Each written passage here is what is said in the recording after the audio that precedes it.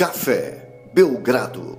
Amigo do Café Belgrado, mais um podcast Café Belgrado, o primeiro podcast Café Belgrado sobre as finais da temporada 2019-2020 da NBA, Los Angeles Lakers e Miami Heat.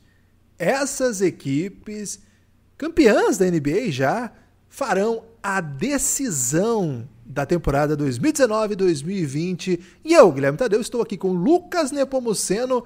Lucas, empolgado, animado, ansioso para essa final que começa na próxima quarta-feira. LeBron James em quadra, Jimmy Butler em quadra e grande elenco de parte a parte. Tudo bem? Olá, Guilherme. Olá, amigos e amigas do Café Belgrado. Não tem como não se empolgar, né? Porque é uma final incrível. Essas duas equipes tiveram trajetórias impressionantes e chegam para a final com todos os méritos, né? Equipes muito competitivas, equipes muito diferentes, tanto na sua concepção como também na maneira de jogar, mas também duas equipes poderosíssimas, né? Duas franquias que se acostumaram a brigar lá em cima, né? O Lakers já há 10 anos sem playoff, não, há 10 anos sem playoffs não, mas 10 anos sem finais é algo raro para o histórico dessa franquia, né? É algo que não é comum. O Lakers costuma fazer final, né? O Lakers costuma vencer o Oeste, é a equipe que mais final fez na NBA, e o Heat aprendeu a ser grande, né? É uma franquia que chegou nos anos 90 na NBA, junto com algumas outras franquias, e rapidamente conseguiu, não tão rapidamente, né? Mas ao longo do tempo conseguiu montar equipes que disputem algo relevante, né? Uma franquia que não se contenta com a irrelevância, né? Com a mediocridade, né? Então, mesmo nos anos em que o Heat, né? O Miami Heat, não está figurando entre as principais franquias da NBA, quantas vezes a gente não já ouviu isso, né, Guilherme? O Kevin Durant vai se encontrar com o Pat Riley e o Miami lá na rabeira, né? O Pat Riley tá doido para ter uma chance de conversar, sei lá, com Stephen Curry. Pode falar qualquer nome aí, Guilherme, que certamente o Pat Riley já pensou em trazer o cara que trouxe o LeBron, o cara que trouxe Ele o joga os anéis na mesa, assim, é uma cena que as pessoas ele já comentam. tem uma estratégia aí de conquistar a garotada. Ele tem ótimo cheiro. Um grande cheiro, né? Um dos maiores cheirosos desse país, Estados Unidos, no caso, e mesmo na idade avançada, né? A gente já denunciou aí em podcasts passados que a Flórida, e especificamente Miami, é das maiores concentrações de idosos cheirosos do mundo, né? Por metro quadrado. Inclusive a Boticário abriu loja lá, Guilherme. Então, isso se chama tá fazendo estratégia. jabá por fora, Lucas? Porque eu não recebi esse jabá aí da Boticário, não, hein? Podia usar outra marca agora aí pra não parecer que você tá tendencioso. Mas eu não sei se eu armei ou não, Guilherme, eu não vou poder te contar agora, mas fica peixe, fica tranquilo. Inclusive, um abraço pro pessoal da Jequiti. Ok. Natura On. Não era o começo que eu estava esperando aqui do podcast, Guilherme, mas no Miami é meio caos, né? O Miami é meio... As coisas acontecem, simplesmente acontecem, e a gente aprendeu aí, inclusive participando de vários encontros, né, Guilherme, com a turma do Miami Heat, encontros virtuais, é lógico, durante a bolha, participamos de muitas coletivas do Miami Heat, e a gente notou uma seriedade de ponta a ponta na organização, né, na franquia, da maneira que o técnico se porta, a maneira que o jogador se porta, a maneira que um fala do outro, a maneira que um fala da franquia, né, como eles falam sempre da organização de um jeito meio padronizado, né? Então isso é uma coisa marcante na cultura do Miami, é uma coisa marcante nessa franquia, uma coisa que a gente vê que é claramente pensada, estudada, e se explica, né? Por que essa franquia tem tido tanto sucesso, mesmo nos anos em que não esteve disputando o título, né? É uma franquia que sempre confia que está 1-2 passos de acontecer algo histórico para eles, e olha só, Guilherme, estavam de verdade a 1 ou 2 passos. Falaremos desses passos hoje, hein? Foram passos do Azul Wilson, Lucas? Acredito que sim, Guilherme. Você que é o grande especialista no Azu Wilson aqui do podcast, mas pelo que eu aprendi com você, o passo do Azu Wilson é aquele que vai de mansinho e vai conquistando, né? Então, fora esse passo do pulo do gato que foi o do Jimmy Butler, foram vários passinhos do Azu Wilson. Não sei se eu dominei completamente a arte aí do Azu Wilson. Foi muito bem, foi muito bem. Lucas, hoje a ideia aqui do podcast, um podcast de esquenta para as finais, um podcast de preview, um podcast de... Fala outra palavra depois de esquenta e preview, Lucas. Me faltou vocabulário agora. Um podcast doideira. Você já reparou que sempre eu falo doideira quando você pede uma palavra? Eu adoro essa palavra. É uma homenagem ao Rogerinho do Engá, que adora essa palavra também? Certamente, velho. Claro que é. Doideira! Ok. Lucas, hoje é um podcast para falar de alguns assuntos ligados assim ao espetáculo, né? As coisas que acontecem em quadra, os personagens dessa decisão. E assim, o estilo Belgradão de fazer podcast, a população já conhece. Se você não conhece ainda, seja bem-vindo. O nosso estilo, Lucas, é não ficar só no protagonista. Evidentemente que nesta série nós temos, inclusive, protagonistas que tem, inclusive, uma série só para ele no Café Belgrado, o caso do LeBron James.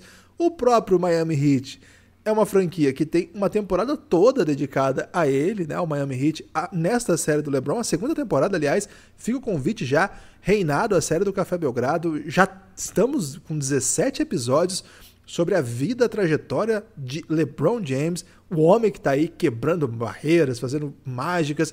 cafébelgrado.com.br. Só apoiadores têm acesso a essa série. Acho que só o primeiro episódio está disponível no YouTube. É o único jeito de você ouvir.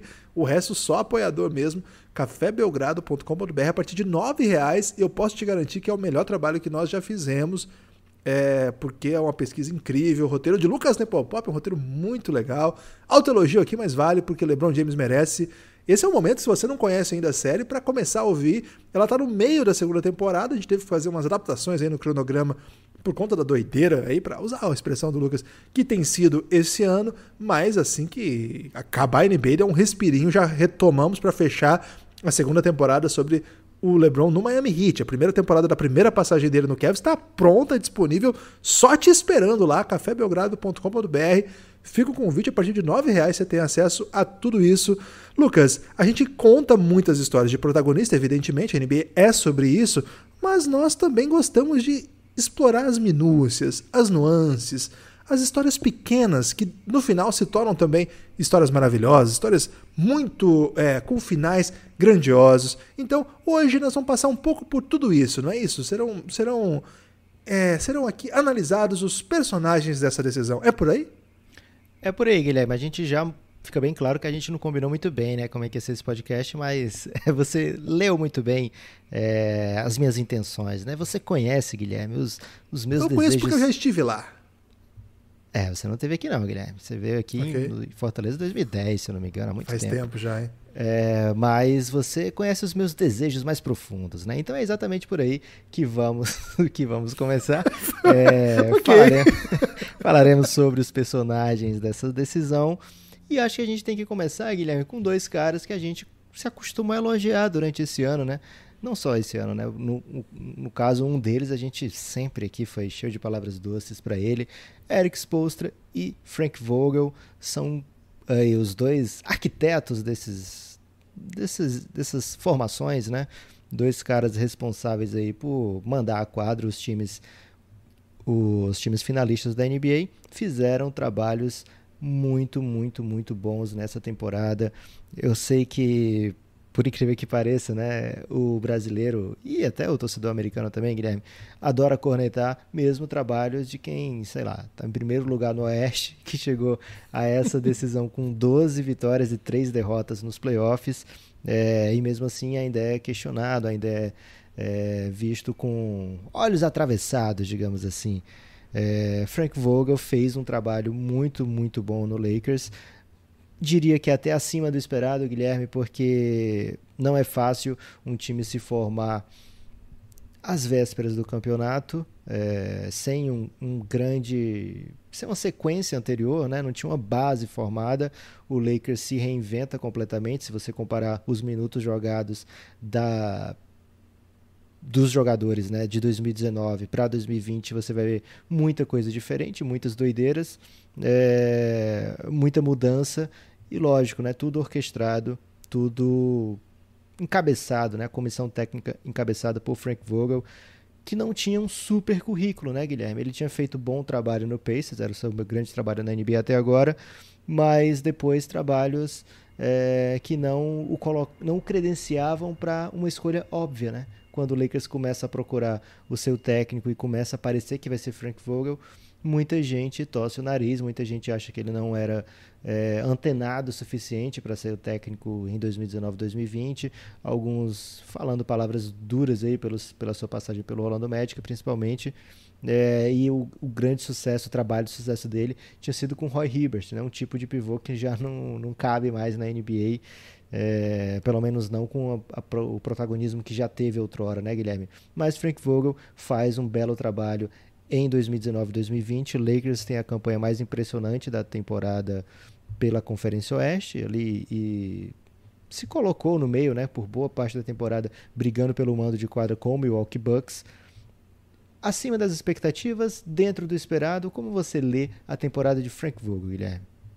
Você falou uma coisa muito interessante, Lucas, porque de fato a jornada do Frank Vogel faz sentido se a gente lembrá-lo no Pacers, né? O que aconteceu no Orlando Magic foi trágico, e a gente já falou algumas vezes isso, eu sempre falo a mesma coisa sobre isso, que é o seguinte: acho que ele nunca teve à sua disposição um elenco que sequer fizesse sentido lá.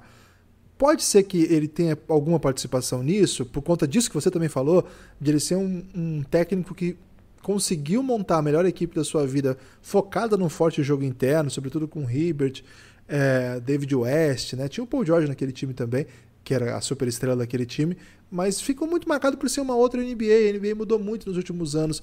Mas assim, o Frank Vogel é um tipo do técnico que é até estranho hoje ele receber palavras duras, no sentido de ser um cara que não é o grande estrategista, alguém que é carregado pelo LeBron, como é sempre o discurso, né? Eu acho esse discurso insuportável. Ele era, na verdade, lá no Pacers, um auxiliar. O Jim O'Brien era o técnico, não era um grande técnico, não fazia uma grande campanha naquele ano, vinha com 17-27, e ele pega aquele time, Lucas, e ele muda tudo, ele dá uma outra cara, ele faz esse time virar um time altamente competitivo. O time ainda tinha o Danny Granger, tinha o Darren Collison, tinha o Paul George muito novinho ainda. O Paul George, na sua primeira temporada como técnico, não faz nem 10 pontos por jogo. Então ele cria aquele time. Não é que o time caiu no colo dele, ele dominou, seja lá o que quiser dizer isso, né? Que é um pouco a história que a gente vai falar do Eric Spoelstra também. Na verdade, ele tirou um time que não existia para virar É difícil chamar de contender um time que sempre perdia pro LeBron? Mas cara, era o LeBron. Era o LeBron do Miami Heat. Perder pro LeBron do Miami Heat. Tem uma cena muito legal daquela série que eu me lembro do Paul George com o LeBron, que é outro cara também que hoje em dia parece que é um horror, né? Que nunca jogou bola. Cara, eu lembro de uma cesta que o Paul George faz e o LeBron meio que para, assim, no tempo técnico e vai cumprimentar o Paul George, do tipo, cara, você tá jogando pra caralho, hein? E era assim, era um time... Enterrada do Birdman, né? Era isso? Eu não lembrava que era uma enterrada, não. Achei que era um outro lance. Então, assim, o Frank Vogel, ele é feito, cara, com muito trabalho. Ele não veio assim, não veio com pedigree, furando fila, com todo respeito. Mas como, por exemplo, hoje o técnico do Timberwolves. É outra história, velho. É outra coisa. E aí ele faz ótimos trabalhos, várias temporadas com mais de 40 vitórias, uma com 56, que eu acho que é o melhor trabalho dele antes do Lakers. E tudo dá errado no Orlando. Tudo deu errado e o novo técnico do Orlando mudou a cara da franquia e é um baita técnico. E é verdade que sem ele o Orlando ficou melhor. Ok. Agora, eu acho que isso não deve descredenciá-lo para ser o técnico do Lakers a princípio da temporada. Mas que houvesse discordância, que houvesse alguma discussão, eu até aceito. Agora, o cara entrega uma campanha de 52 vitórias, e ainda não foram 82 jogos, né? 52 em 70. Então, assim, é uma excepcional campanha, a melhor campanha do Oeste. Entrega 3 séries de 4-1 no playoff de uma conferência que é pesadíssima, com vários ajustes, com vários arranjos durante o jogo, alternativas ousadas, estilo de jogo que variou demais, e ainda se debate se ele é um grande técnico. O que mais você quer que ele faça, então? O que ele poderia fazer diferente do que ele já fez esse ano? Sinceramente, falei isso lá no começo da temporada, acho uma ótima escolha, acho que tinha outros bons técnicos, como a NBA sempre tem, os Estados Unidos produz muitos bons técnicos, é um lugar excepcional para isso. Cara, mas o Frank Vogel, ele cumpriu absolutamente tudo o que precisava para ser considerado um bom trabalho no Lakers. Ninguém é obrigado a ser campeão. Ninguém é obrigado a ser campeão. Se ser campeão é o único critério para bom trabalho, ferrou, porque aí quase ninguém faz bom trabalho. Então, já parto agora, independente do que acontecer nessa final, grande trabalho do Frank Vogel no Lakers. Lucas, tô fechadão com o Frank Vogel, você já sabe disso, né? É verdade, Guilherme. Há muito tempo aí você é a grande voz que surge em defesa deste belo senhor que falou com você, né, Guilherme? Falou com você pessoalmente, né, pela internet. Pessoalmente pela internet é o novo estilo tradicional. Então, tô contigo nessa, né? Trabalho muito bom de Frank Vogel. E outra coisa, Guilherme, era contender sim lá em Indiana. Se o Indiana Pacers não era contender, não tinha contender. Então era só a conferência de LeBron James, né? Porque foram 8 finais seguidas do LeBron. Então as pessoas costumam minimizar esse feito, né? Dizer, mas é porque o leste era fraco, o leste não sei o quê. Cara, não dá para você chegar 8 vezes seguidas às finais e não ter tido contenders pela frente, né? Teve o Bulls do Derrick Rose, teve o Indiana Pacers, teve muito time ali que deu trabalho, teve o Atlanta Hawks, foram grandes equipes e o Indiana era assim uma delas. E o algoz, Guilherme, o head coach algoz dessa galera aí por um bom tempo foi ele, Erik Spoelstra, 2011 a 2014, vencendo todos os anos a Conferência Leste, chegando à final todo ano, eliminando Frank Vogel. Agora eles estão de maneiras invertidas, em papéis invertidos de certa maneira, que um tem o LeBron e o outro não tem, né, Guilherme? E Erik Spoelstra, o que falar dele? Pois é, a gente comentou já algumas vezes também, é um pouco redentor esse trabalho dele, né? Redentor assim, não pra ele. O Erik Spoelstra, Lucas, ele é um baita cara também, né? Uma personalidade incrível, um cara super sagaz, né? Com tiradas muito rápidas, um cara inteligentíssimo, que também, o que ele tem até agora na NBA foi uma longa trajetória, não vem com pedigree, não vem com berço de ouro, é uma outra coisa, né? Um técnico que trabalhou muito tempo nos bastidores, né? Aquele tipo de trabalho silencioso, aquele tipo de trabalho que você não é elogiado por isso, né?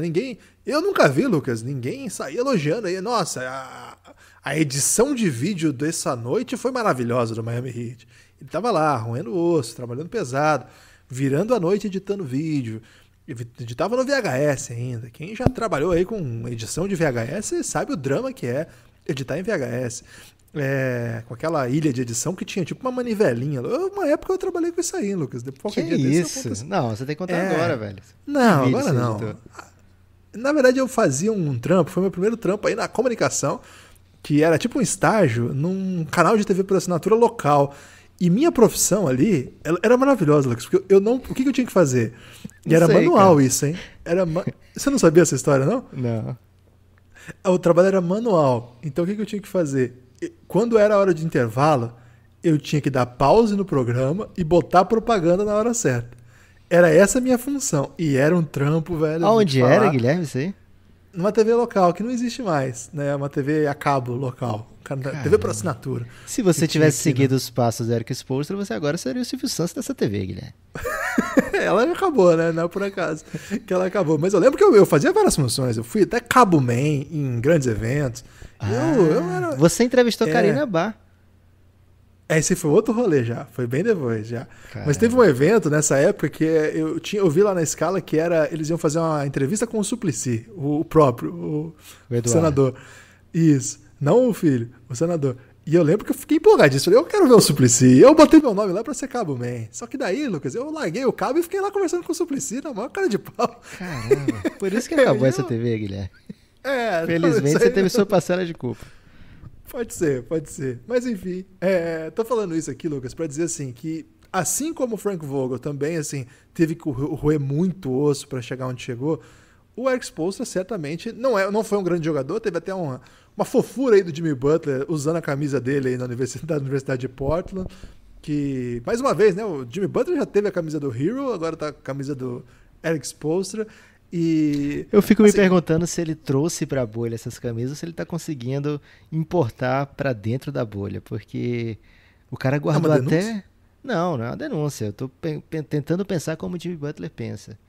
Porque ele foi confiante aí de guardar. Não, vou guardar pra usar muito perto das finais, essa porra. Ou então ele tava conseguindo que alguém traga. Pode ser. Acho que um pouco de cada, Lucas. Okay. Então, o Eric Spoelstra não foi um grande jogador. Ele teve que fazer o passo, assim, pra entrar nos lugares de baixo da NBA. Não teve que entrar já na comissão técnica top, assim.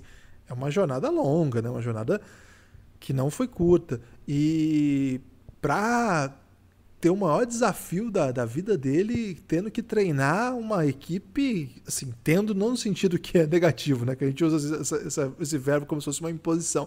Mas tendo a oportunidade de treinar o Miami Heat de LeBron, Wade e Bosh em 4 decisões. E, evidentemente, quando você tem esse nível de estrelas, e sobretudo depois da primeira, que foi uma derrota muito dolorosa, né? Muito dolorida, para um time que...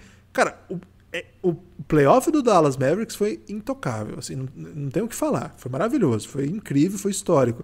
Agora, esperava-se demais daquele time naquele playoff. E eu acho que ali ele apanhou demais. O Spoelstra apanhou muito. A gente fala até pouco sobre esse aspecto, mais uma vez, o Pat Riley bancando, né? Porque perder um título e continuar com um técnico que não era ainda experiente... E sabendo assim, que ele seria capaz de desempenhar o papel e conseguiria dar a volta por cima, que não passava por ele necessariamente a derrota, embora, evidentemente, quando perde, todo mundo perde. Então, acho que o Spoelstra, pela primeira vez, está recebendo palavras doces, Lucas. Pelo menos no nível que ele merece. Ele sempre foi considerado um técnico inovador, um técnico interessante. Nos últimos anos, ele ficou aquele técnico simpático. O Miami Heat fez uma run, se eu não me engano, 3 anos atrás, que quase pegou um playoff, que ficou por fora por pouquinho. Pegou playoff. Pegou? Foi aquele ano que eles foram eliminados pelo Philadelphia 76ers, né? Achei que não tinha pegado, enfim. O John Waiters ganhou do Golden State Warriors, foi bem louco aquela temporada. Então ali começou um outro olhar para ele, um olhar meio cult, assim, daquela galera que consegue enxergar coisas que ainda não estão muito claras pro mainstream. Ali começa, eu acho.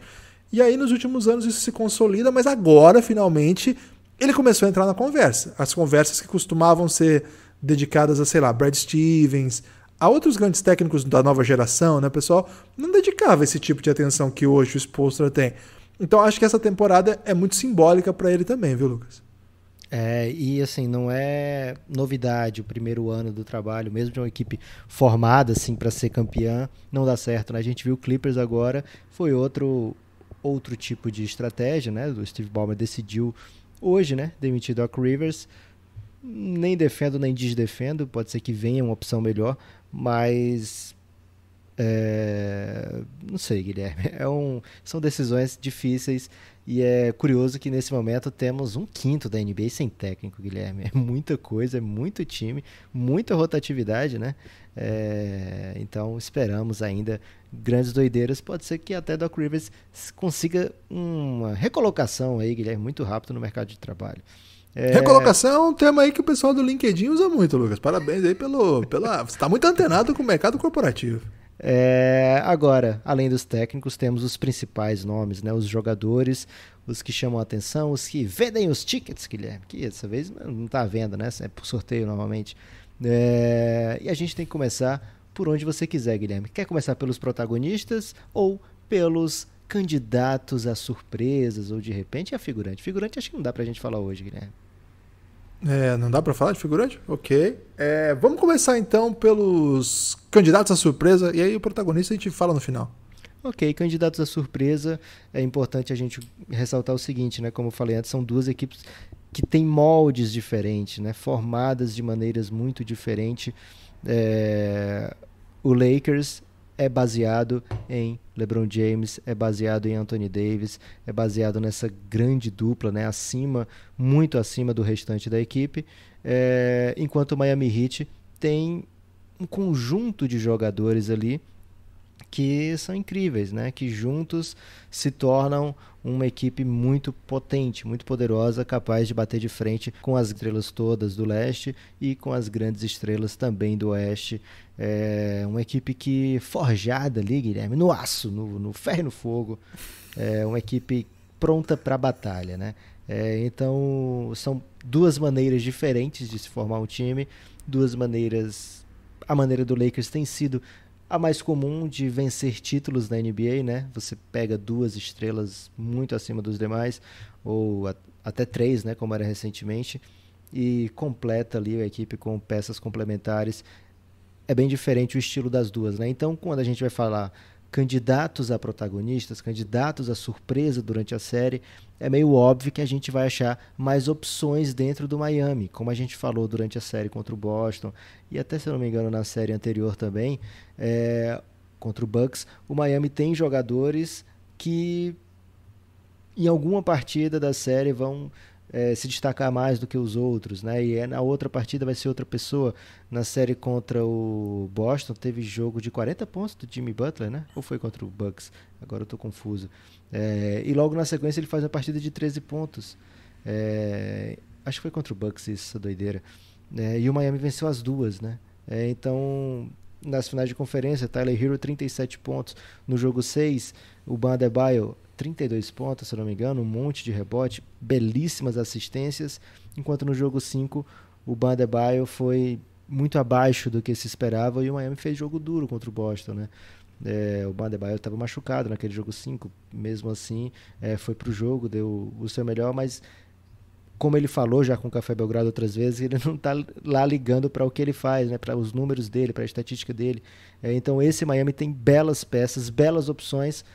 Acho que uma delas é bem clara, que foi muito, não vou dizer vagalume, Guilherme, porque fica parecendo que a pessoa escolhe a hora de brilhar. Não é bem isso, não é assim que funciona, né? Às vezes o jogo está encaixado de certa maneira, às vezes o time procura aquela jogada com mais frequência, mas às vezes também uma situação de foul trouble, uma situação de um ajuste do técnico adversário vai fazer com que aquele jogador que não é protagonista acabe um pouco mais escondido na partida ou aparecendo mais. Acho que um grande caso desse do Heat é Duncan Robinson, né? Um jogador que nessa série contra o Celtics teve jogo de, meter todas as bolas de 3 pontos e jogo de fazer 4 faltas em 10 minutos e não conseguir ter sequência durante a partida, né? Se criar durante a partida, sem falar que defensivamente não é o forte dele, né? Realmente as equipes buscam agredir o Duncan Robinson na defesa.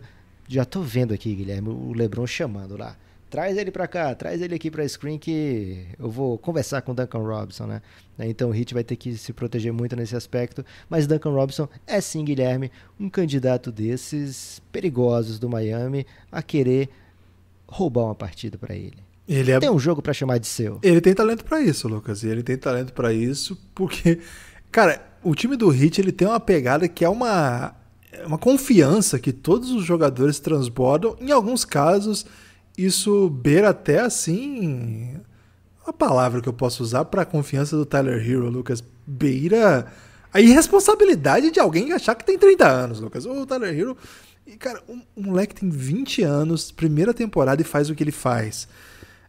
Ele já fez um jogo de 37 pontos nesses playoffs, né? Um jogo fundamental, inclusive, contra o Celtics. E, de novo, nesse último jogo, ele nem fez tanto ponto. Foi um pouco esse retrato que você falou do Duncan Robinson. E mesmo assim, no finalzinho, começa a matar bola decisiva.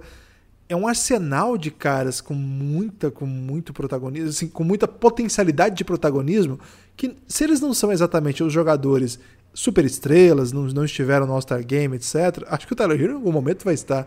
Mas eles têm uma confiança para roubar o jogo e chamar dele, sim. E assim, se você colocar o Kendrick Nunn, são 9, mas sem ele, 8 jogadores, Lucas, que são desses, assim, dá para colocar, acho que exagerando um pouco, né? Mas 7 jogadores que eu tô nessa. Jimmy, Bam, Duncan Robinson, Dragic, que pra mim pode ser um baita ladrão de jogo aí também, Jay Crowder e o Tyler Hero. O Jay Crowder teve jogos muito bons também, teve jogos bem interessantes já, e também outros nem tanto, né? Já alternou isso. Eu gosto da sua chance aí de o cara que vai roubar jogo pra ele mesmo. Acho que o Duncan Robinson é esse. É um cara que chuta em transição, chuta marcado, chuta saindo do bloqueio, chuta estancado, cria o próprio chute, o que é uma coisa interessantíssima.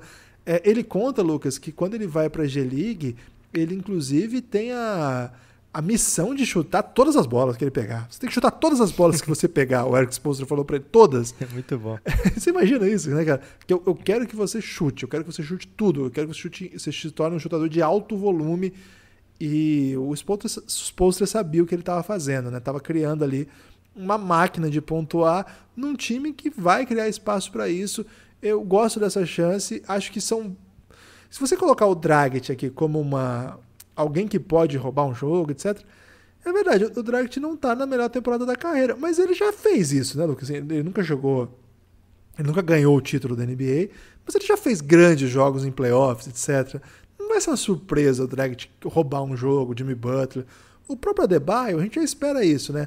Então, eu gosto dessa linha que você vai. Eu tô com você nessa no Duncan Robinson. Acho que o Tyler Hero já fez isso e pode fazer de novo. Os Coringa ladrão de jogo aí são esses dois pra mim, Lucas. Duncan Robinson e Tyler Hero. Agora, mais um adendo, né? Mais um adendo, acho que não é legal falar. Um adendo. Esse time, ele apronta tantas brabas. Na última série eles trouxeram aí, o Spoelstra trouxe o Solomon Hill. Que, cara, as odds lá na KTO, fica o convite, hein? Vai no Cassião lá e fala, Cassião, sou ouvinte do Belgradão aí, dá um mimo pra gente. As odds na KTO, se tivesse essa aposta de Solomon Hill vai pisar em quadra, eram muito baixas, Lucas. E o homem praticamente jogando quarto período aí. Então, pra vir alguém que a gente nem tá pensando, por exemplo, aí um Myers Leonard, que saiu até uma piada. Ah, aí. não. Cara, você duvida? Na moral, você duvida? Derrick Jones contra o Bucks, o Derrick Jones. DJJ pode aparecer. O Derrick Jones jogou minutos. Então, cara, eu não duvido de ninguém desse time, dessa rotação. Acho que pode pintar alguém aí. Então, o Heat é isso, Lucas. O Heat é armar várias doideiras, de repente trazer o Kendrick Nunn de volta e se tornar mais um aí, Coringa. É muita opção, velho. É muita coisa que pode acontecer com esse time. Eu ia falar o Olynyk, mas eu segurei. Mas até o Olynyk aí já pode te surpreender numa noite. Você sabe, Lucas, que numa noite especialmente boa não há nada mais que a gente possa fazer. Então, eu não duvido de ninguém desse time do Miami Heat, não. O Lakers manda pra quadra uns caras que você olha e fala assim, acho que dá pra botar o Olynyk lá sim, hein? O Lakers tem uns desses também, Lucas. Então, cara, eu acho que esse time do Miami Heat tá cheio de peça louca pra dar o pulo do gato aí. Acho que os dois candidatos jovens que você separou são excelentes, Guilherme. O Heat pegou 2 vezes o Lakers durante a temporada. Nem Tyler Hero, nem Duncan Robinson fizeram bons jogos, né? O Tyler Hero chuta 18% da linha de 3 pontos contra o Lakers, mas dá para amenizar, né? Foram jogos na primeira metade da temporada, jogos que não dá nem para lembrar, Guilherme, que foi nessa temporada. Um jogo em 8 de novembro, comecinho da temporada ainda, o Lakers vence 95-80, e o outro 13 de dezembro. O Heat estava com um time bem diferente, era outra coisa, né? Assim, momento muito diferente, mesmo que tivesse sido, sei lá, em abril, em março, ainda assim a história da bolha é diferente, né? O Tyler Hero, como até o Cameron Johnson falou para o Café Belgrado, olha, aqui na lista parece que eu sou novato, né? Mas realmente eu não me sinto novato. E quem viu o Phoenix Suns na bolha, e as odds para falar de Phoenix Suns nesse podcast de finais não estava pagando bem na KTO, Guilherme, porque a KTO é esperta, né? Sabe que a gente sempre fala de Phoenix Suns. Então o Cameron Johnson fala isso, e quem viu o Phoenix Suns nos playoffs viu que ele parecia já não um rookie, né? Não aquele cara arredio do começo da temporada, durante a temporada, e sim um titular, um jogador titular do Suns que foi importante nessa run de 8-0 nos playoffs, não, né? Infelizmente o Suns não pegou nos playoffs, mas nessa run de 8-0 da bolha, né? Uma situação diferente, os novatos chegam diferente nessa bolha, e o Tyler Hero já até anda diferente, Guilherme, né? Ele é novato, mas na realidade não é.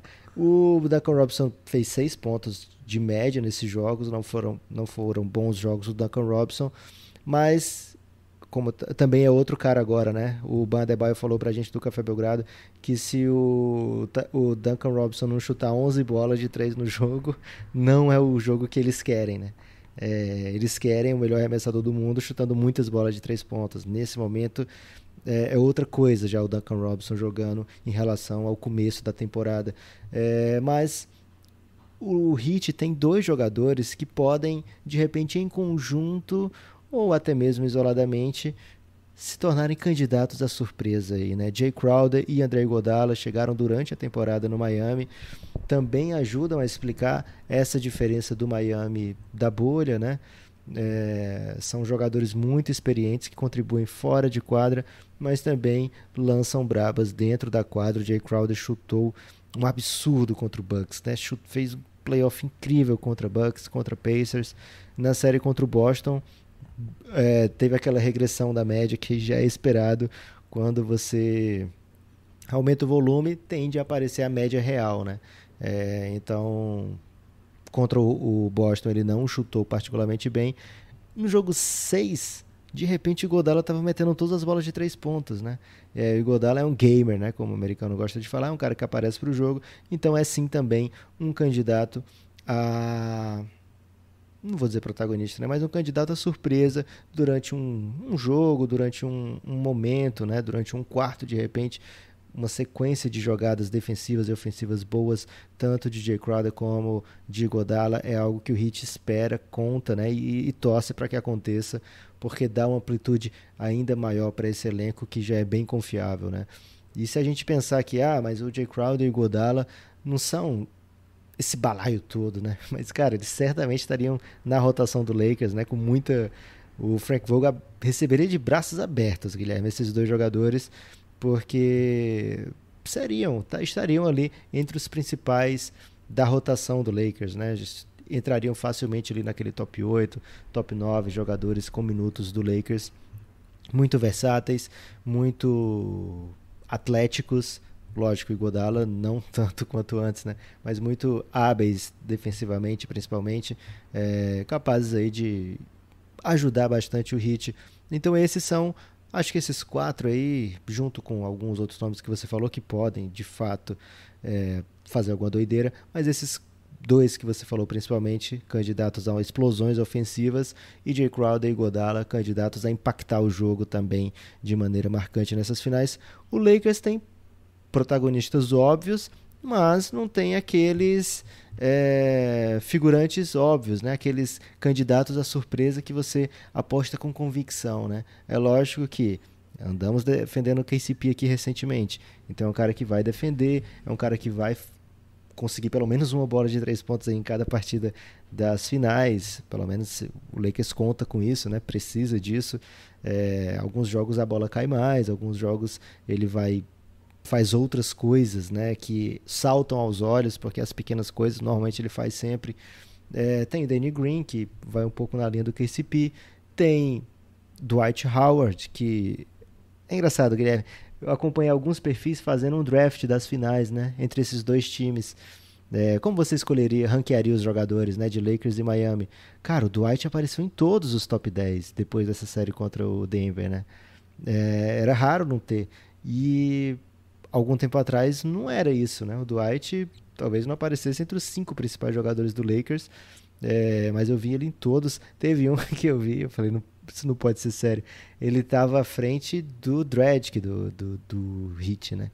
Aí eu, caramba, a galera tá achando que vem aí o Dwight de 2009, Guilherme. Mas, de fato, é jogador, né, que o Lakers conta aí para contribuir nessas finais. Tem esses jogadores mais experientes, mas tem um bem óbvio, tem um bem claro, e acho que ele é o principal suspeito, né, Guilherme? Playoff Rondo. O que ele vem armar? Eu achei que você ia falar de J.R. Smith, Lucas. Eu tava pronto aqui pra falar do J.R. Smith, mas ok, vamos falar. É que é um podcast sério hoje, Guilherme. Lucas, eu tô pensando... Em alguns momentos. Eu tô pensando aqui que o LeBron, ele montou, tipo, quando a gente fala que o LeBron é o GM, né, do time, que rola essa lenda urbana de todo time que ele vai, o LeBron é o GM. Ele montou esse elenco do Lakers aí já pensando no DVD, Lucas, quando eles forem lançar os DVDs aí da carreira dele, tipo o do Jordan. Você já editou DVD, Guilherme? DVD? Eu fazia uns DVDs, assim, de criação própria, assim, mas era coisa básica, assim. Ok. Não chegava a ser uma edição, não. Ô, Lucas, quando for gravar lá o Next Dance do LeBron, que tem um reinado que é muito difícil ser superado, né? Mas daqui uns 20 anos, quando eles forem fazer, o LeBron já pensando nessa produção, ele já tá trazendo todo mundo que jogou série importante contra ele pra ajudar a contar a história já, entendeu? Pra fazer aqueles vai e vens no tempo. Então ele já trouxe o Rondo, Verdade. ele já trouxe o Dwight Howard, ele trouxe de Frank Vogel. Frank Vogel, ele já trouxe de volta o J.R. Smith pra jogar junto. Então é pra ir ajudando a contar as histórias. Danny Green, que é o... E na hora que eles forem contar como adversário, eles já vão dar aquela passada de pano, que eles já ficaram muito amigos do LeBron. Exatamente, o LeBron pensou demais nisso, velho. Teve gente que não deu tempo, né? Aposentou antes. Mas ele tá bom. Esse time do Lakers é um grande convite à jornada do LeBron James, né? Porque você passa pelos tempos de LeBron super novo, enfrentando, boa parte das vezes vencendo, outras perdendo, para esse super time do Celtics, que tinha um jovem Rondo lá também. Você avança um pouquinho aí, você pensa o LeBron no Heat, agora enfrentando o Spolstra, mas no próprio elenco do Lakers tem lá ao seu lado um super adversário, nem contei, o Dwight Howard também, né, foi uma série simbólica. Final de conferência. Uma série simbólica. Não, semifinal de conferência. Que o LeBron perde pro Orlando Magic com o Dwight Howard soberano, né, no auge da carreira do Dwight Howard. Aí você avança um pouquinho, você olha pro Danny Green, o Danny Green foi super protagonista numa série final em que LeBron era protagonista também, do outro lado. O Danny Green não era a priori protagonista, ele era um coringa, né, Lucas? E lá ele roubou a cena demais, matou todas as bolas de 3 que eram possíveis. Ele era o Duncan Robinson da época, Lucas. O Danny Green, ele era o cara que veio mas de que lugar defendia, nenhum. né? Que defendia, e veio de lugar nenhum, né? Passou G-League. Porra, veio do Cavs, velho. Foi draftado pelo Cavs, o Cavs não usou. Não usou, foi pra G-League, o caramba, né, tal. E que se criou. Aí você avança mais um pouquinho, você vai encontrando aí outros personagens, J.R. Smith, então tem várias histórias muito boas aí pra contar. Frank Vogel. Um que não foi pra bolha, né, o Avery Bradley. Avery Bradley, que não foi pra bolha, mas também tava em alguns momentos. Então é um Quinn Cook, que jogou no Warriors.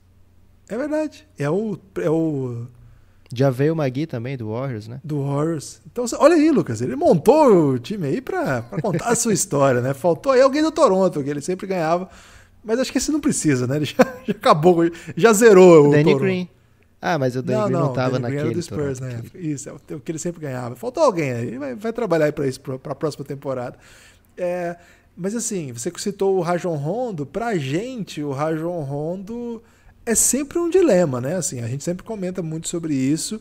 De fato, o Rondo tem atributos que fazem com que a gente olhe para ele em quadra e fala, não dá para o Rondo jogar, porque se ele não for fluido, uma ameaça fluida da linha dos três, ele não é muito difícil, porque o time do LeBron precisa de que os jogadores sejam o tempo todo efetivos, se acionados, mas ao mesmo tempo ele é capaz de oferecer criação, visão de jogo, sagacidade, né? Tem lance de sagacidade do Rondo, uma compreensão, né? Uma experiência, um time, é um jogador muito rodado, que sabe muito.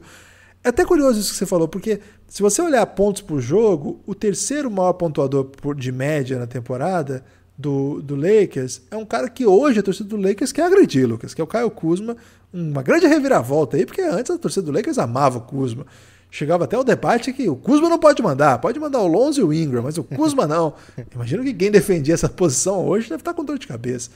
Se bem que, né, enfim. Agora, ele é o terceiro pontuador do time. O LeBron e o Anthony Davis fazem mais de 20, o Kuzma faz 12. E depois dele só com menos de 10 pontos por jogo. A exceção é Dion Waiters, só que ele jogou muito pouco jogo, né? Ele joga pouco, mas ele pontuou muito, Lucas. Ele tem 12 de média, só que ele só jogou 7 jogos, né? Mas tirando o Waiters aí e o Kuzma, que é detestado, todo mundo com menos de 9 pontos por jogo.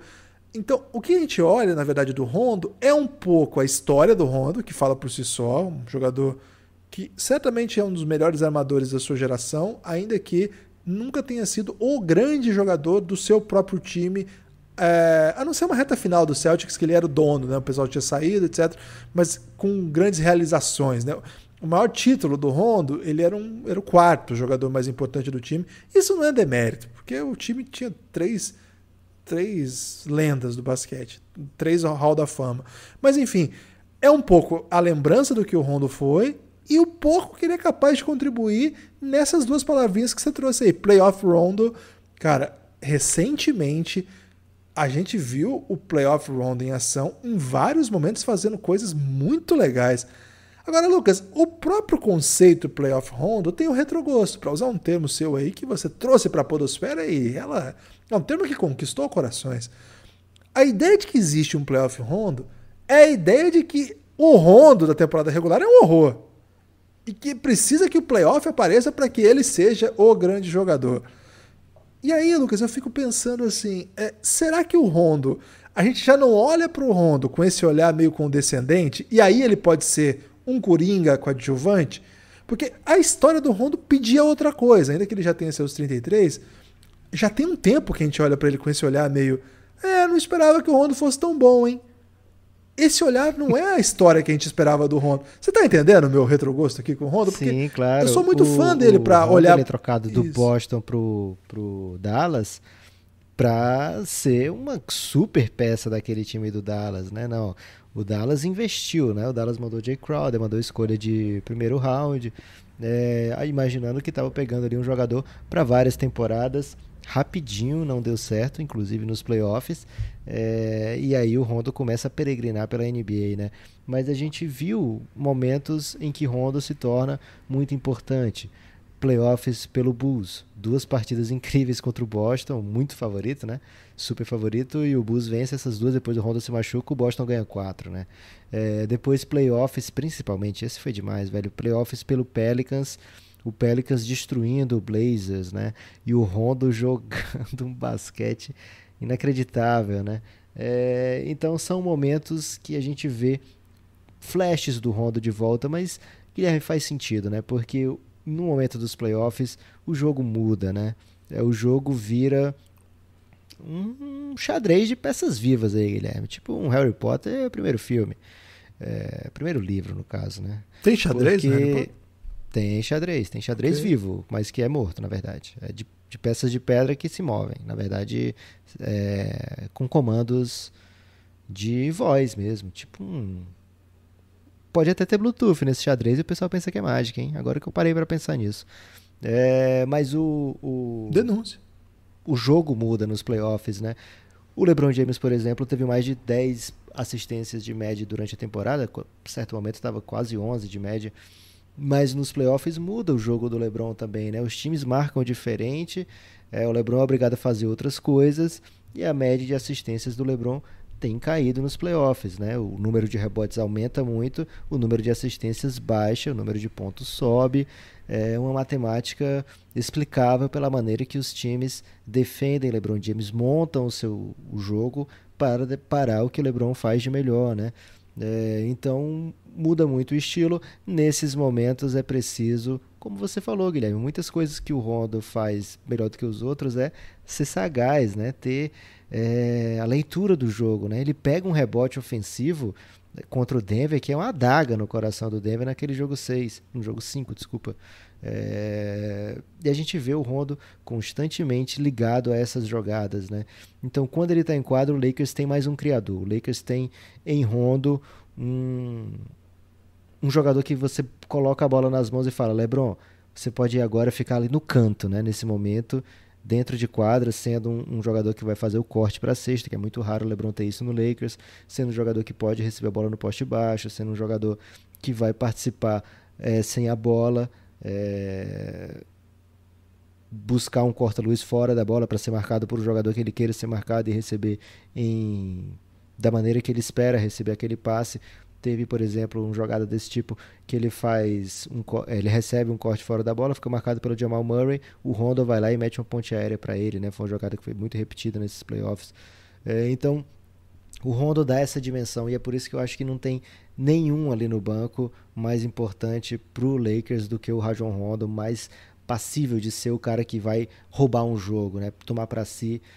Teve um momento na transmissão americana, Guilherme, que, se eu não me engano, foi o Chris Webber que fala, cara, é injustiça. Agora eu não lembro se o Chris Webber que estava nessa narração ou se era do Stan Van Gundy. É injustiça o Lakers ter LeBron e Rondo em quadro ao mesmo tempo. Eu falei, caramba, velho, botou de boa na mesma frase assim, o LeBron e o Rondo, esse Rondo de 2020, né? Porque a leitura de jogo do Rondo é muito acima dos demais, né? Então, esse jogador é muito vital aí para as pretensões do Lakers nos playoffs, porque o Miami vai tentar de todas as maneiras amenizar o impacto de LeBron James e ele vai precisar de coleguinhas ball handlers, Guilherme. Você falou, né? Quer dizer que na temporada regular ele é peba? Velho, a média de pontos dele contra o Miami nessa temporada foi de 0, Guilherme. 0 pontos por jogo contra o Miami. Tudo bem que foi só uma partida que o Rondo jogou, outra ele não jogou, mas foram 19 minutos zerados. Não espero que isso aconteça nos playoffs. Pode ter jogo doideira do Dwight? Pode, mas ele não vai ter esse matchup contra o Jokic, né? Que era um cara que fazia um pouco mais de sentido ter o Dwight marcando o tempo todo ali. Eu não sei se contra o Bam Adebayo ele vai conseguir ter o mesmo tipo de impacto, né? O Bam, ele... Se de um lado a bola passa muito por ele, como passa pelo Jokic, ele é um jogador muito mais atlético do que o Jokic, né? A força dele ofensiva é bem diferente da força ofensiva do Jokic. Eu acho que o Dwight pode ser importante, vai certamente ser testado nessa função de atrapalhar o jogo do Adebayo, mas não sei se ele vai ter essa importância, digamos assim, até exagerada no controle ao Jokic, ao Adebayo, como foi no controle ao Jokic, né? Mas é um jogador que pode sim ser importante vindo do banco, mudar a cara de um jogo. Não sei se ele vai roubar um jogo para chamar dele, Guilherme. Acho que o Lakers tem poucas opções dessa. Você tem algum outro coadjuvante do Lakers aí que você acha que pode brilhar excessivamente acima do esperado? De repente, um careca sedutor? A galera adora o Caruso, né? Como era aquele apelido do Rômulo pro Caruso? Era alguma coisa cartunista, velho. O cartunista maluco? Era demais. Acho que era cartunista maluco. Cartunista maroto, eu acho. Maroto? Pode ser. Maravilhoso. O Rômulo é sensacional, velho. Ele cria umas coisas sensacionais. Um abraço pro Rômulo, hein? Falei que ia mandar um abraço pra ele na live e no podcast. Nós estamos gravando esse podcast ao vivo na Twitch, que é uma prática que a gente tem feito isso lá, tem pós-jogo também. Fiquem atentos aí se você ainda não segue o Café Belgrado na Twitch. A gente também está disparando pro YouTube, pra Twitter, mas a tradição vai ficar mais na Twitch mesmo, viu, gente? Twitch, TWITCH. Procura o canal do Café Belgrado lá. Se você tiver Amazon Prime, você pode escorregar a sub sem gastar nada, né? Você tá rindo do quê, Lucas? Você teve que soletrar tweet e quer que a pessoa entenda o que é escorregar sub, velho. O que é escorregar sub? Explica pra população aí, Lucas. O que é escorregar sub? Se você tiver Amazon Prime, você pode contribuir aí com o Café Belgrado sem sair nada do seu bolso. Na verdade, sai de um bolso muito cheio, que é o do Bezos, né, Guilherme? Jeff Bezos vai tomar distraído aí com sua escorregada de sub, ele vai falar, poxa vida, vou ter que pagar o Café Belgrado agora. Então é uma maneira aí de você ajudar o Café Belgrado sem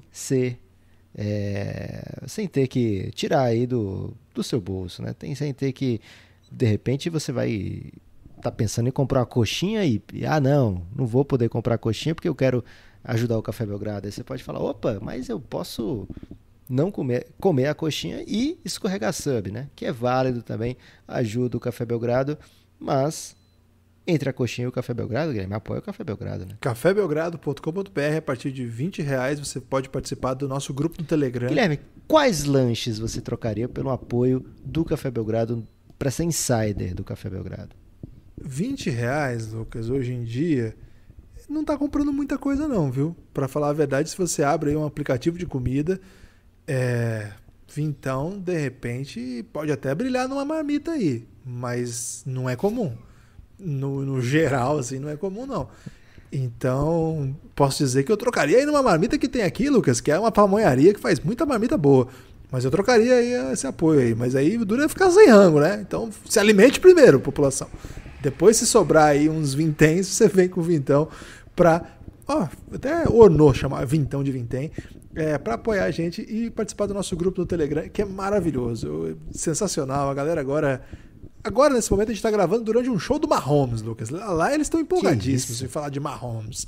Mas, Lucas, de dia eles falam de tênis, tá rolando qualquer... agora é Roland Garros, a galera fala muito. Lucas, tem entusiasta do ciclismo lá, até do ciclismo, de todas as modalidades que você imaginar, tem.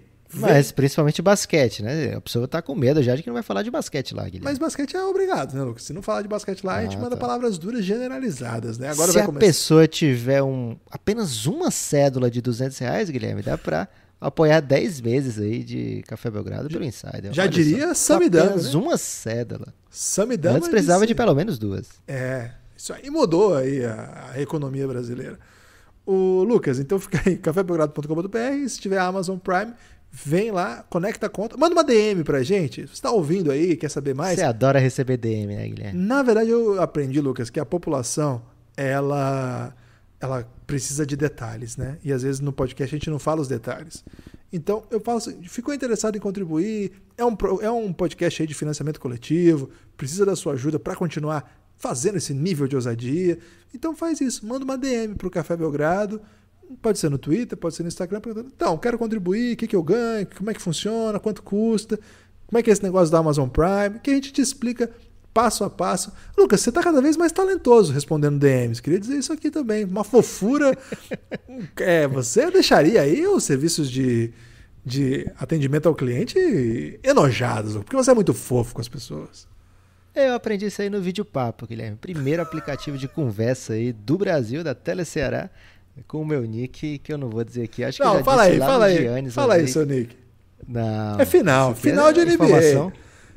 É informação para apoiar o Insider. Eu tô me embebedando de água aqui, Lucas, porque você pode ouvir aí que eu não paro de me hidratar, porque eu preciso que você conte esse apelido.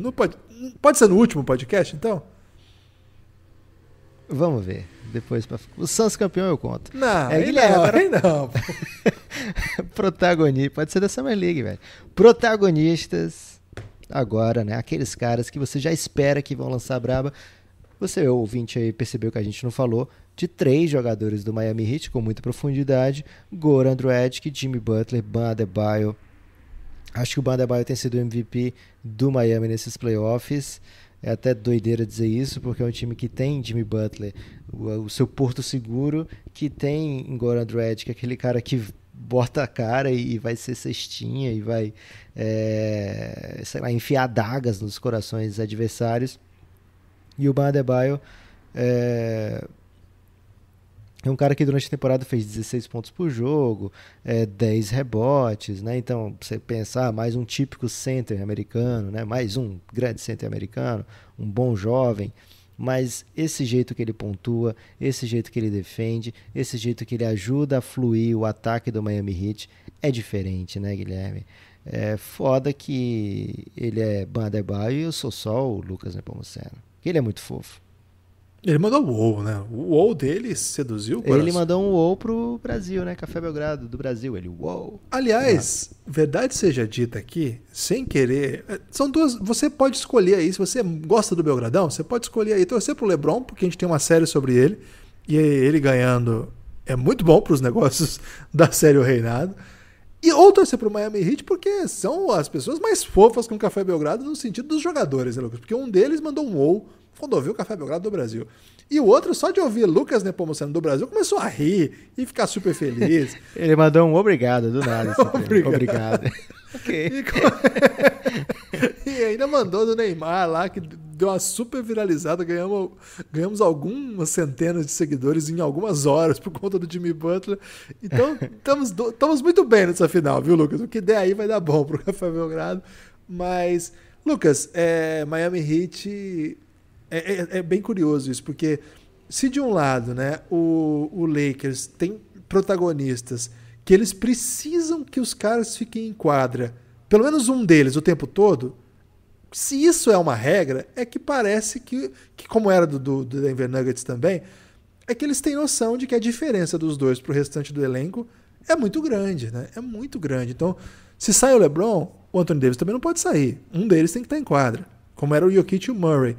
Agora, o Miami Heat ele tem tanta peça que eu sinceramente nem me recordo se tem essa regra do Jimmy e do Bam Adebayo. Não foi uma coisa que eu prestei atenção. Imagino que, como o time é bem ousado e faz várias doideiras, acho que pode até rolar assim, tranquilamente.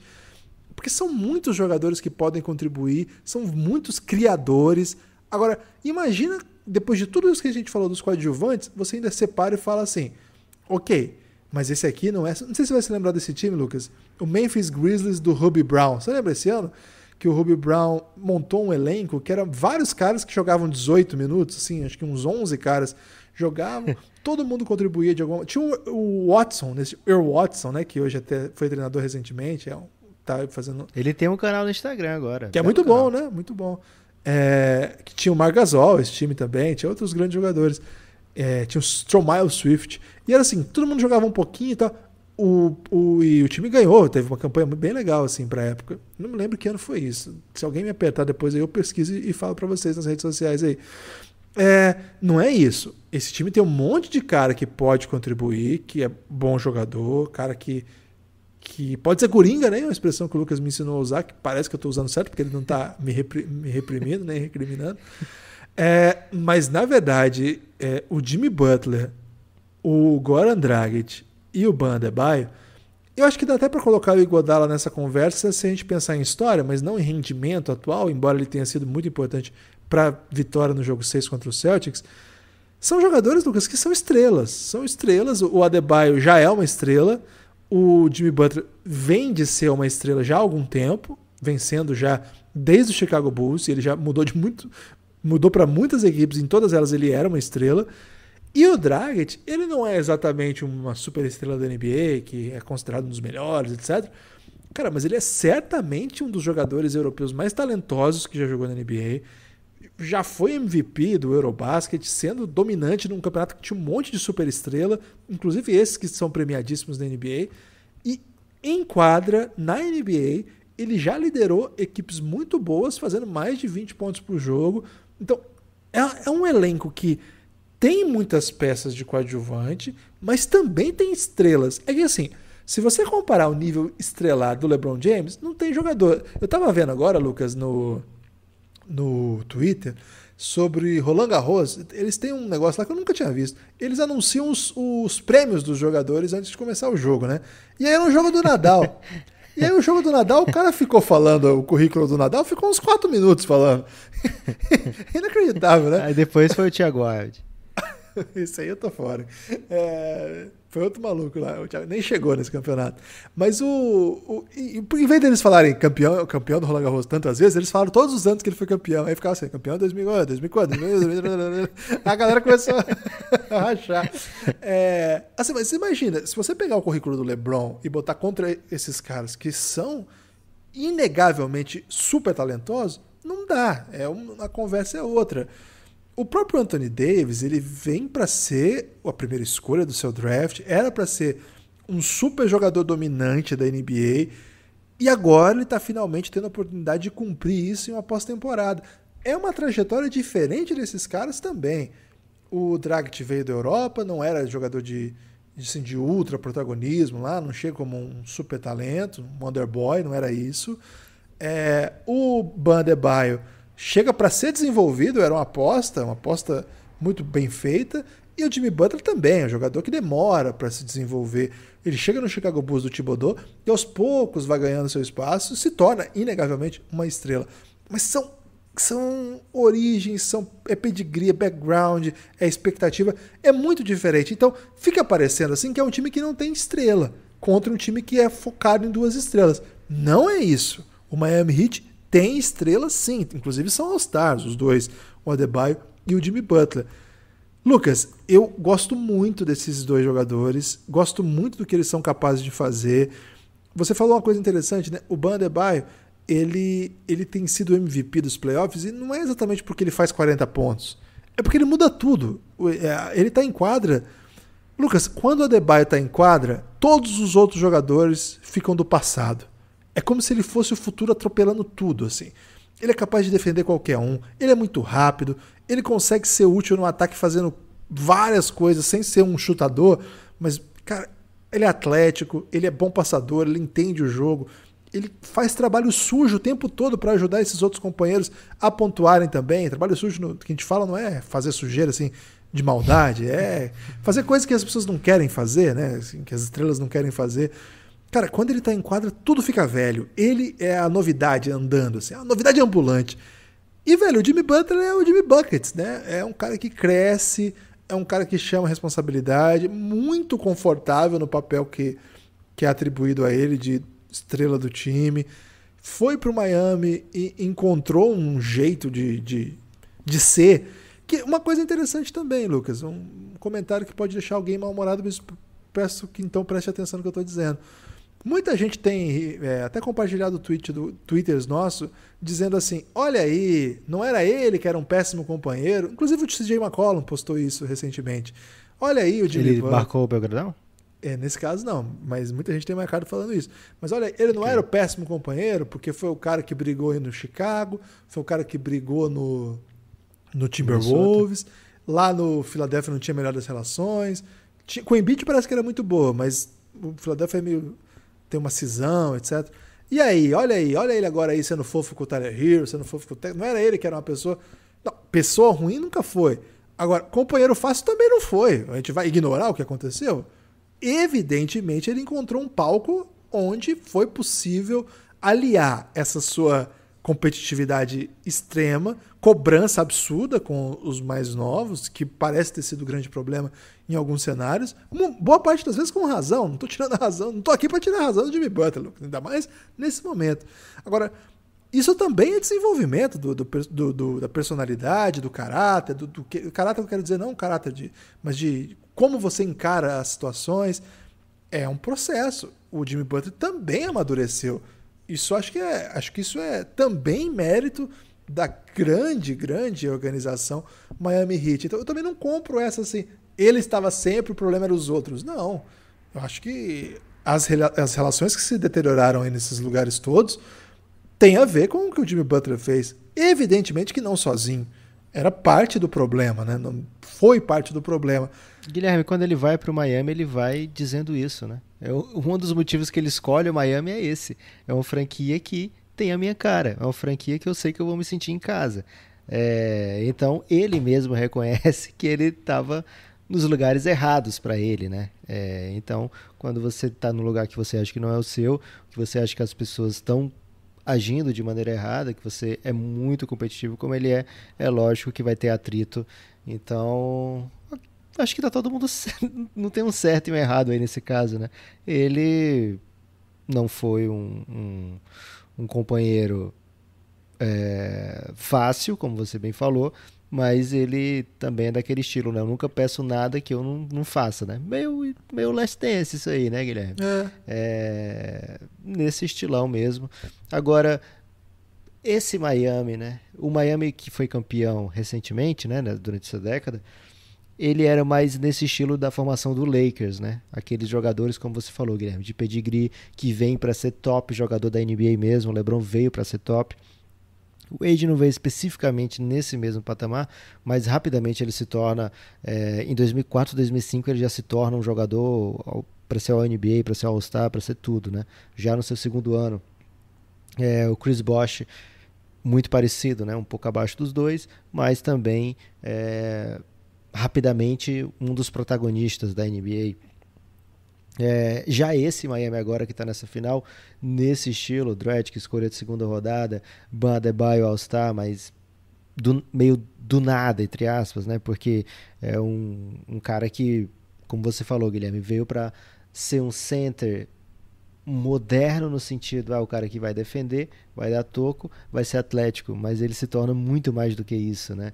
A ponto do Heat tirar os caras da frente dele da rotação para poder ter minutos, ser titular e ser protagonista.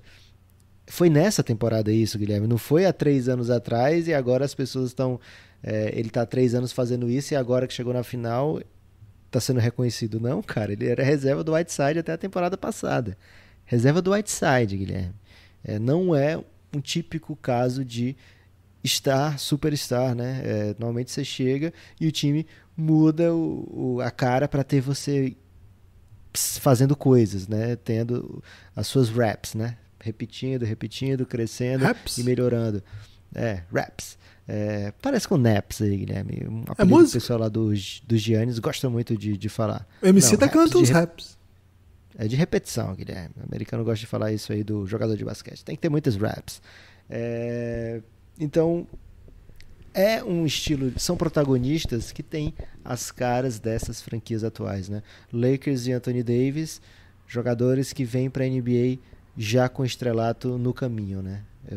Esses caras normalmente param no Lakers, Guilherme. Volta e meia esses caras estão no Lakers. E a turma do Miami... underground, né? Se formando na base do aprendizado duro, né?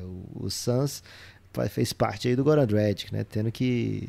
Se bem que era um Suns muito bom naquela época, né?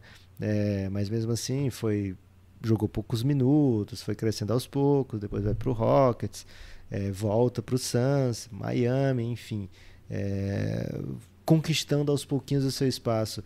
Jimmy Butler joga pouquíssimo tempo, ano de novato, não tão pouco tempo assim, mas assim, com pouco protagonismo dentro da equipe, 30ª escolha, né, última escolha da primeira rodada, e a história que a gente acompanhou ao longo do tempo, né, ele se metendo em várias histórias, até se tornar de fato um dos maiores talentos da NBA, que é o que ele é hoje. E talvez a gente esteja vendo a melhor versão do Jimmy, né? O Jimmy está chegando naquele auge físico-técnico, né, de idade, ali, acho que ele tem 31 agora, é mais ou menos onde o jogador da NBA já tem experiência o suficiente para ter vivido muita coisa, ainda tem a capacidade atlética muito boa e a técnica já está aprimorada, né? Então é um momento muito forte na carreira, né? Normalmente 28 a 32 é onde os jogadores experimentam o seu auge, né? Então o Jimmy tá, além disso tudo, tá com um time talhado para ele, né? É um time onde ele claramente é referência, né? No Bulls foi, mas não era o time dele, né? E o Bulls não soube também montar. No Minnesota foi porque ele tomou para ser dele, né? Mas também não era um time com a cara dele. Filadélfia, nos momentos decisivos, se voltava para ele, mas não era o time dele. Agora no Heat parece que casou tudo, né? Então são protagonistas de background muito diferente, mas que chegam na final com 0-0, Guilherme. Todo mundo empatado aí nesse momento, estão em pé de igualdade. Agora, LeBron e Anthony Davis muito mais vitais para as pretensões de um dos finalistas do que, acho que por tudo que a gente conversou aqui, do que Butler, Dragic e Bam Adebayo. Agora, a gente vai ver muito matchup desses protagonistas, né? A gente vai ver, por exemplo, acho que um que vai ser vital para a série, Anthony Davis e Bam Adebayo. O Bam tem feito um playoff absurdo, maravilhoso, mas Anthony Davis vai ser um adversário monumental para ele, né? Vai ser um cara que ele não enfrentou até agora, né? Ele estava nessa série anterior descansando no Daniel Theis, Guilherme. E aí, uma coisa é você descansar no Daniel Theis e estar apto para ajudar todo mundo na defesa, né? Outra coisa é você ter que marcar Anthony Davis.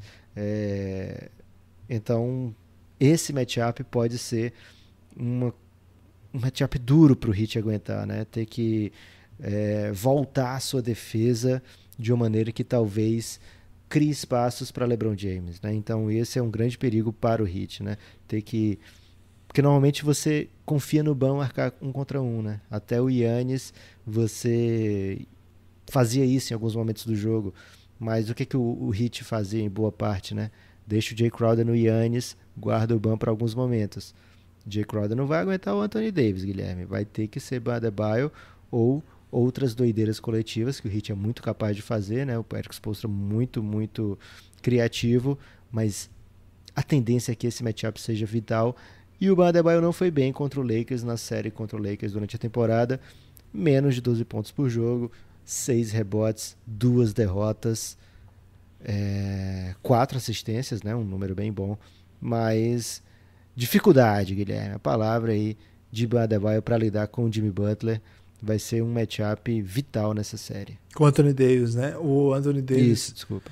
O Anthony Davis, Lucas, ele tá jogando muito, muito, muito, a ponto até de contribuir para que o LeBron consiga chegar à final, tendo sido um jogador muito importante nessa última série, em alguns momentos o melhor do Lakers, em outros não. Mas assim, só para você ter uma ideia de quanto o Anthony Davis está contribuindo, O time é isso aí que a gente comentou até agora. E o LeBron, Lucas, ele tem... Se você comparar com o playoff passado do LeBron, que ele estava no Cleveland, que aquilo lá foi uma doideira também, né? Ele estava com 34-9-9 naquele playoff passado. Ele terminou 22 jogos, 34-9-9. 34 pontos, 9 rebotes, 9 assistências. Agora no Lakers ele está com 26-9-10. 8 pontos a menos, jogando um pouco menos, 6 minutos, é verdade. Mas não é só isso, né? Hoje ele de fato não precisa fazer o que ele fez naquele Cavs. Em outros momentos ele já foi inclusive campeão fazendo essa média. Aliás, é uma boa notícia essa para a torcida do Lakers. Quando o LeBron não precisa fazer essas doideiras todas aí, a coisa dá melhor. Até porque sobra pra gente ver LeBron, sobra gás pra gente ver o LeBron do outro lado da quadra, né? Defendendo. Onde a gente não viu esse LeBron no grosso, né? Lógico que nas posses ideais, nas posses necessárias, ele tinha que defender muito lá pelo Cavs, né? Mas o LeBron da defesa do Lakers me parece superior ao que a gente viu nas últimas versões do Cavs, principalmente por ter que canalizar muita energia para esse lado da quadra pelo Lakers, né? E ele tem sido formidável por vezes, Guilherme. Formidável, essa é a palavra. O time do Miami, que teve o primeiro título, o LeBron fez um 30-9-7. Desculpa, 35-9, que é 30 pontos, 9 rebotes, 5 assistências. Agora, os dois outros títulos, ele pontuou bem abaixo. 26 pontos no título seguinte, né, no repeat, e aquele título com o Cavs, 26.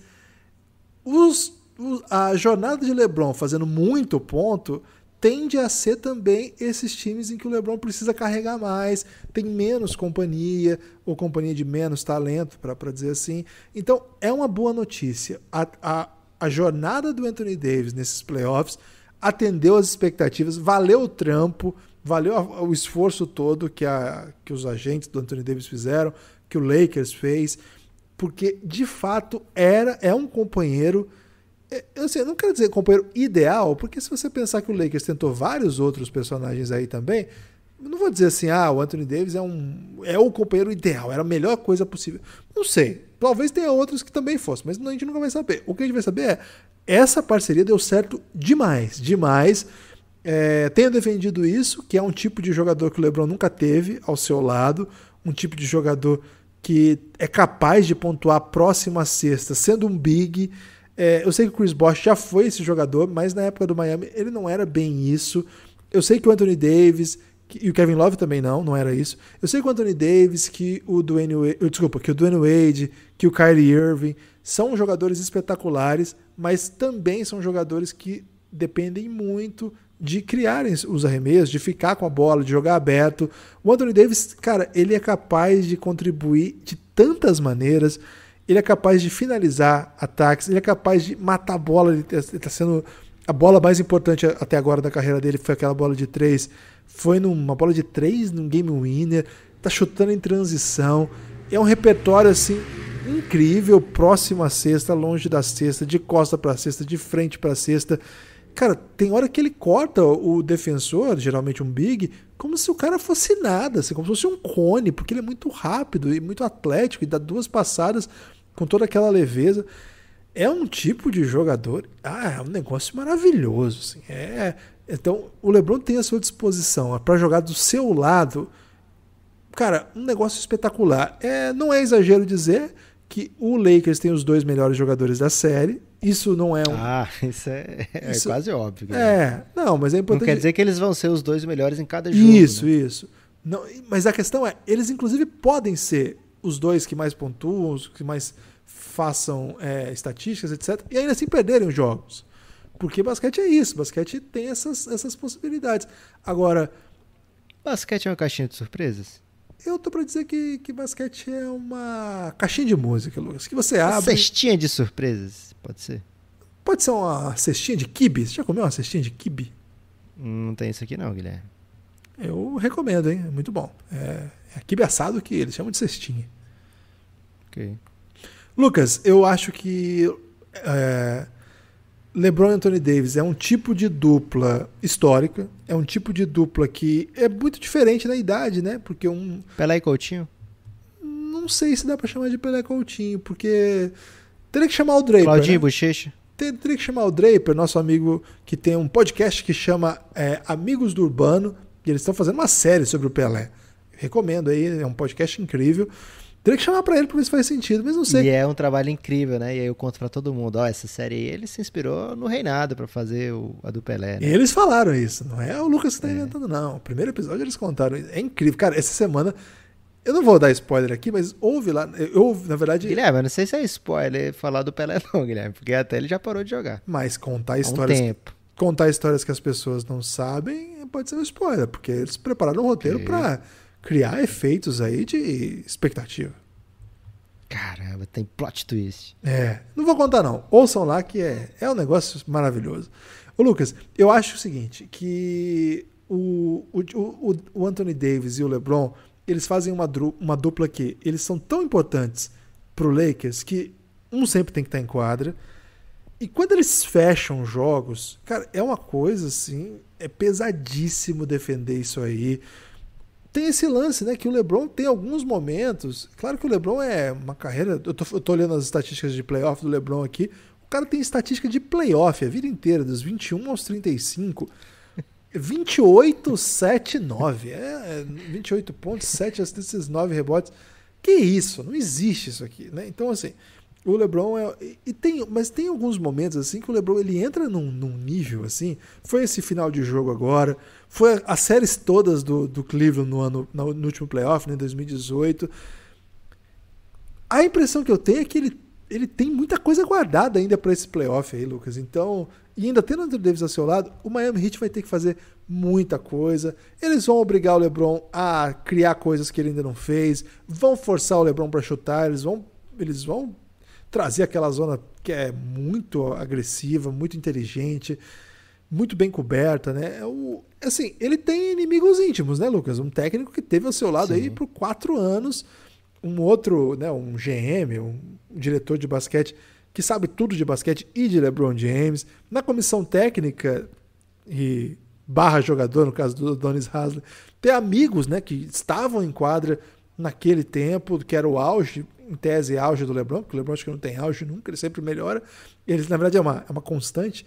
Então, certamente o LeBron vai ter que lidar com coisas que ele nunca viu. Meu palpite é esse, Lucas. O LeBron vai ter que lidar com coisas que ele nunca viu. Agora, marcar LeBron James e Anthony Davis, e aí que os coringas do Lakers têm que ajudar, porque certamente eles vão criar muito espaço, eles vão chutar muita bola livre. E deve ser muito gostoso jogar no Lakers com LeBron e Anthony Davis, que toda hora você tá livre, Lucas. Maravilhoso. A sensação é maravilhosa. Por que você me deixa tão solto, diria Rômulo Mendonça, mais uma vez. Forte abraço. Mas alguns ali pensam, o que eu vou fazer com essa tal liberdade? Pensa. Eu tenho apenas 12 anos, né? Mesmo que sejam meio idosos alguns deles. Cara, eu tô muito curioso pra essa série. Ela tem uma cara, que é um pouco essa que a gente tá conversando aqui, de um time focado em 2 estrelas, que estão sempre precisando estar em quadra e fazendo mágicas e torcendo para que o elenco de apoio ajude, enquanto do lado de lá tem uma equipe com muitas opções, com várias alternativas mesmo ali durante o jogo. Agora, velho, a gente já falou do Frank Vogel aqui, ele vai criar doideiras também, Lucas. Não fique pensando que só porque ele tem LeBron e Anthony Davis, que ele não tá aí pro jogo para as doideiras que o Eric Spoelstra mandar. Então, cara, nós temos um duelo de técnicos aqui também que podem contribuir para que esse duelo de jogadores superestrelas se torne ainda mais empolgante. Lucas, eu tô muito no hype dessa série. Guilherme, como destaque final, eu tenho que falar o seguinte. A gente citou aqui vários protagonistas, né? 5 no caso, depois de passar por muitos nomes dessa série. E é lógico que tem outros nomes que vão dar uma experiência para o Miami Heat, por exemplo, e também pelo lado do Lakers. Mas dentre os protagonistas, Guilherme, eles combinam, juntando os 5, para 49 jogos de final de NBA, né? Só de final da NBA, 49 jogos é muita coisa. Os 5 combinam para isso, né? Dentre esses jogadores, LeBron tem 49 jogos de final. Todos os outros protagonistas dessa série vão fazer seu primeiro jogo de final, né? Então, isso também traz uma diferença, né? Traz um... Você falou, o LeBron vai ver coisa que ele nunca viu. Eu dei uma risadinha aqui, Guilherme, que quem está acompanhando a gravação do podcast na Twitch pode ter percebido. Porque agora a gente é desses, né, Guilherme? Grava podcast ao vivo na Twitch, muitos deles, né? Então, se você não sabe nem o que é Twitch ainda, aproveita que o Guilherme soletrou nesse episódio e procura aí o Café Belgrado por lá. Eu dei um sorrisinho porque se por um lado realmente o Heat vai tentar fazer muita coisa diferente, e é lógico, né, a defesa zona hoje é muito evoluída dentro da NBA comparado ao que já foi, né? Então tô concordando com você nessa, Guilherme. Podemos ver coisas aí do que o LeBron nunca viu, né? Ver o LeBron em situações novas, mas certamente os jovens, né, os garotos aí e até os experientes protagonistas vão também sentir um pouco, porque o ambiente é outro, o tipo de jogo é outro, o clima é outro, os stakes são outros, então vai levar um tempinho aí para essa galera se aclimatar, enquanto o LeBron já carrega, né, 49 jogos de final na bagagem. É muita coisa, Guilherme. Ele tem mais finais do que 27 das 30 franquias da NBA. Meu Deus. Só Boston, Lakers e Golden State, que são os... Golden State, que são os times que chegaram a mais finais que LeBron James. Uma estatística das muitas, né, Lucas? Uma estatística das muitas estatísticas monstruosas, monumentais que LeBron James nos apresenta. Que carreira maravilhosa. A série final começa na próxima quarta-feira, com transmissão da ESPN e da Band. Sim, vai passar na Band também. E a gente vai continuar fazendo. Guilherme, e aquele dilema. Alguém vai passar por esse dilema? Poxa, na Band não tem. O delay é menor. Será que alguém vai passar por isso? Pensar nesses termos? Eu acho que nem tem delay, Lucas, na ESPN mais. A ESPN é Rômulo Mendonça. Então eu fecho com a ESPN em qualquer hora. Mas um grande abraço para os profissionais da Band que também nos ouvem, que a gente respeita muito. Mas aqui o Rômulo é nosso padrinho, né, Lucas? Tem palavras doces para Rômulo Mendonça sempre. É Padim Cis. Padim Rômulo. O meu destaque final, portanto, é o seguinte: o Café Belgrado continua sua cobertura intensa dos playoffs da NBA, uma cobertura aí que tem lives pós-jogo em vídeo para subs da Twitch e para apoiadores do Café Belgrado. Vocês têm acesso depois on demand. Se você não é nenhuma dessas duas coisas, você pode só acompanhar ao vivo. Então fique atento depois dos jogos ou em outros momentos. As lives têm esse componente de aleatoriedade com relação ao horário. E você fique atento aí. E Twitter, Instagram, os feeds dos podcasts, né, como esse aqui, vão continuar sendo alimentados. Fiquem aí muito atentos, porque a cobertura do Café Belgrado das finais da NBA é sempre muito intensa, é sempre muito empolgada. Lucas, o seu destaque final já foi feito, então eu mando um abraço para todo mundo que seguiu com a gente lá na Twitch durante a gravação desse episódio. A gente prometeu que seria 40 e poucos minutos, Lucas, e já passou de 1h27 e a população tá lá ainda nos esperando. Se você tá ouvindo o podcast no feed, vem pra Twitch que depois a gente pode conversar depois dos pods aí sobre as expectativas aí de outras coisas, como, por exemplo, o draft, ou sobre os finais mesmo, os técnicos, né? O Lucas já falou, foi demitido o Doc Rivers hoje, tem vários técnicos aí doidos pra esse emprego. É isso, forte abraço, inclusive Lucas. coach galego, né? Quem sabe? Quem sabe. Forte abraço, Lucas. Até. Guilherme, eu ainda não parei para te dar um pouquinho mais de trabalho.